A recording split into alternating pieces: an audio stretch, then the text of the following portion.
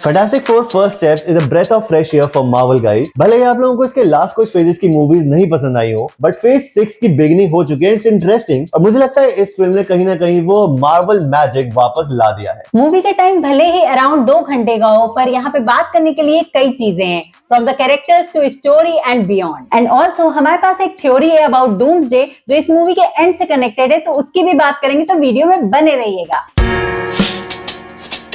मतलब लग रहा था कि हाँ बेहतरीन लगेगा, देखने में मजा भी आ सकता है, बट यहाँ पर एक्सपेक्टेशन जो थी वो हम लोग पहले से ही टोन डाउन करके रखते हैं when it comes to Marvel right now. पर वो जिस लेवल में दिखाया गया है हम लोगों को, लाइक द एंटायर सीन, जब हम वो सब चीजें देखते हैं, उसकी शेप एक प्लेनेट को डिस्ट्रॉय होते हैं एंड एवरीथिंग आफ्टर दैट, वो सब बहुत ज्यादा माइंड ब्लोइंग तरीके से निकल के आता है। And that scene is one of my favourite scenes in the movie. यहाँ पर हम देख पाते हैं कि शालाबाल जब इन लोगों को बताती है फैंटास्टिक फोर को और पूरे वर्ल्ड को कि तुम्हारा जो अर्थ है वो मार्क कर लिया गया है, गैलेक्टस इसको आकर खा जाएगा भाई साहब, और उसके लिए तुम लोग कुछ भी नहीं कर सकते, तो just spend your time with your family and everything। उसके बाद F4 मेंबर्स एक प्लान बनाते हैं कि हम लोग अपनी एक्सेलसियर मतलब अपनी स्पेसशिप में यहाँ से निकलेंगे। और जिस तरह से यहाँ पर एक्सेलसियर को दिखाया गया है, the shape and side, it feels like कि वहां थंडरबोल्ट्स की एंड में जो शेप हमने देखा था F4 का, वो भी कहीं ना कहीं इससे मिलता जुलता सा था। उस पर भी आएंगे, पर यहाँ पर मैं बात करूँ, ये लोग चले जाते हैं गैलेक्टस को ढूंढने के लिए इन द स्पेस, और वो एक ट्रैवल करते एक जगह पर जहां भी see an entire planet getting destroyed भाई साहब। और वो शिप जो दिखती है गैलेक्टस की, उसको देखने के बाद ही, उसका साइज देखने के बाद ही लग रहा था भाई जब शिप इतनी बड़ी है तो गैलेक्टस कितना ज्यादा बड़ा होने वाला है यहाँ पर, इट विल बी आउटस्टैंडिंग। और जब हम लोग पूरा वो सीक्वेंस देखते हैं when Shalla Bal says to the team कि भाई तुम गैलेक्टस के सामने खड़े हो, और वो आईज ग्लो होती हैं, गैलेक्टस की आवाज सुनाई देती है, and it feels like the whole theatre is like भाई बाउंसिंग, बिकॉज़ इतना ज्यादा बेस है उसकी आवाज में। और जिस तरह से सारी चीजें होती है वहां पर, इट फेल्ट सो अनरियलिस्टिक कि भाई जितना भी एक्सपेक्टेशन हम लोग टोन डाउन किए थे, वो ऑलरेडी थोड़ा बहुत हाइप हमारी बनना शुरू हो गई थी वहां पे। And that is one of the best thing about fantastic four movie as well. अब बात करें अगर शालाबाल की, तो उसका भी आर्क बहुत ज्यादा इंटरेस्टिंग दिखाया गया है, क्योंकि हम लोग को मूवी में आगे जाने को मिलता है कि गैलेक्टस खुद प्लैनेट नहीं चुनता, वो उसके लिए चुनती है। तो वो एक सेक्रीफाइस की तरह कर रही होती है to save her own world. And जो उसमें इमोशनल कोर दिखाया गया है, तो वो बहुत ज्यादा अमेजिंग लगता है, क्योंकि वो जब अर्थ पे भी आती है तो जॉनी स्टॉर्म जब उसके पीछे जाता है, जब वो वापस जा रही होती है, तो वो एक आशीर्वाद देती है कि अपनों के साथ मरो। तो वो चीज एकदम विलेनस से फील नहीं होती है, क्योंकि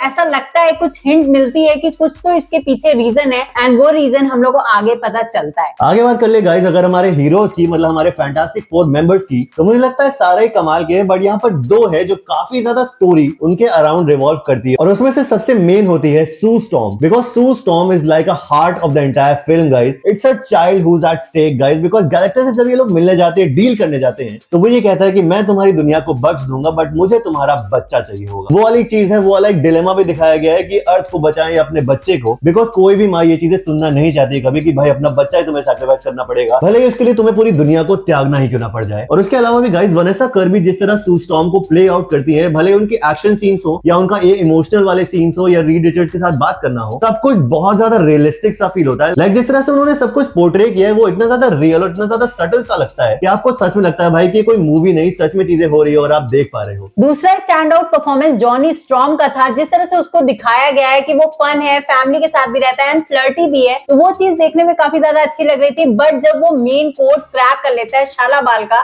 कि वो अपने प्लैनेट को बचाने के लिए जो सेक्रीफाइस की है एंड गैलेक्टिस के लिए वो जो प्लैनेट चूज करती है, तो उन जगह से वो आवाजें आ रही हैं एंड उसको वो डिकोड कर लेता है, एंड वही चीजें वो यूज करता है शालाबाल का माइंड चेंज करने के लिए। तो वो चीज देखने में काफी ज्यादा अच्छा लगा था। सो I will say he has done a great job. Franklin Richards is the hero of this movie because that baby is the most powerful little guy. Movie में तो कुछ ऐसा नहीं दिखाया, बट हमें पता है कि उसके पास दुनिया बदलने की शक्ति है, क्योंकि गैलेक्टस ने भी ये कहा था कि उसके पास एक ब्रह्मांड की पावर है एंड वो मेरी भूख मिटा सकता है। एंड लास्ट में भी जिस तरह से वो सू स्टॉर्म को उठा देता है, तो वो देखकर भी बहुत ज्यादा अच्छा लग रहा था। उसको बहुत ज्यादा उस तरह से नहीं दिखाया गया कि बहुत ज्यादा मैजिक कर रहा है वो या कुछ कर रहा है, बट जिस सटल वे में वो दिखाया गया है, तो ऐसा लग रहा था कि हाँ उसके पास कुछ तो पावर है। एंड आगे अगर हम एंड क्रेडिट सीन्स की बात करें, तो यहाँ एक नहीं दो एंड क्रेडिट सीन्स हैं, जिसमें से दूसरा वाला इतना ज्यादा खास नहीं है, बट जो पहला वाला है जिसमें डूम आया था सामने हमारे, वो बहुत ज्यादा अमेजिंग था। पूरा थिएटर चिल्लाने लगा था जिस तरह से उसको दिखाया गया, उसका बैक शॉट दिखाया गया, और वहां सू स्टॉर्म भी मौजूद है, तो वो अपने बच्चे को कैसे बचाएगी, गैलेक्टस से तो बचा लिया, अब डूम से कैसे बचाएगी, तो ये देखने के लिए मैं काफी ज्यादा एक्साइटेड हूँ। ऑलराइट गाइस, जैसे कि हमने स्टार्टिंग में आपसे कहा था कि we have a theory about doomsday जो कि टेक प्लेस करती है यहाँ पर एंड क्रेडिट सीन्स के सीक्वेंसेस में, जो कि हम लोगों को थंडरबोल्ट्स के एंड में एंड इस मूवी के एंड में भी देखने को मिला है। तो देयर आर 3 पॉइंट्स। पहला पॉइंट है भाई, एक तो एक्सेलसियर शिप जो कि F4 का शिप होता है, जो हम लोगों ने थंडरबोल्ट्स के एंड क्रेडिट में देखा था कि थंडरबोल्ट्स देख पाते हैं भाई कि फैंटास्टिक 4 का एक शिप उनकी अर्थ पर आ चुका है। तो मुझे लगता है कहीं ना कहीं लोग तो ये कह रहे थे भाई कि हो सकता है किसी और डायमेंशन का शिप हो वो, पर आई थिंक वो कोई और नहीं बल्कि हमारे यही सारे लोग होंगे जो इस मूवी में हम लोग ने देखा है कि यही लोग अर्थ 828 से हमारे MCU वाले अर्थ पर एंटर कर रहे हैं। अब ये क्यों कर रहे हैं इसके बारे में बताता हूं, बिकॉज सेकंड पॉइंट है हमारा अबाउट फ्रैंकलिन गाइस, बिकॉज ये तो पता है कि फ्रैंकलिन एक काफी बड़ा रोल प्ले करने वाला है for Avengers doomsday, because Doom का जो प्लान है वो ऑलरेडी मोशन में है। बिकॉज इस मूवी में स्टार्टिंग में हम लोग एक शॉट देखते हैं जहां पर सू स्टॉर्म ने पूरे वर्ल्ड की एक पीस ट्रीटी रखी हुई, एक पीस कॉन्फ्रेंस रखा हुआ है, जहां पर एक सीट है जो खाली है and that seat is Latveria seat. और अगर आप लोगों को लैटवेरिया नहीं पता तो ये वही जगह है जहां से हमारे विक्टर वॉन डूम आते हैं। वो वहां से गायब है पीस ट्रीटी से, then we see him at the end, वो फ्रैंकलिन के साथ बैठा हुआ है। तो भाई बहुत बड़ा प्लान है जो यहाँ पर मोशन में ऑलरेडी है, और यहाँ से मुझे ये भी लगता है कि वो फ्रैंकलिन को ही नहीं बल्कि सू स्टॉर्म को भी अगवा करने वाला है यहाँ पर। And the ship that we see, thunderbolt, will be the ship of F4, जहां पर हम लोग बेन ग्रेन, जॉनी स्टॉर्म और रीड रिचर्ड्स को ढूंढते देखेंगे, सू स्टॉर्म और उनके बच्चे को। बिकॉज कहीं ना कहीं मुझे लगता है रीड को ये पता चल जाएगा कि डूम जो है वो इसकी बीवी और बच्चे को लेके जा चुका है किसी ऑल्टरनेट डायमेंशन में, and he will of course follow him. और ये भी सुनने में आया है कि डूम्सडे में हालांकि बहुत सारे कैरेक्टर्स होने वाले हैं, but Reed Richards and surrounding him will be the main lead of the entire movie. तो वो वाली एक चीज है, वो कैसे टेक प्लेस करती है और क्या क्या चीजें होती है, वो सब भी देखने में बहुत ज्यादा मजा आने वाला है भाई साहब। तो यही था हमारा स्पॉइलर रिव्यू गाइस। आपको पसंद आया तो लाइक करिएगा, सब्सक्राइब करिएगा। हम मिलते हैं आपसे नेक्स्ट वीडियो में। Bye bye guys, keep rocking.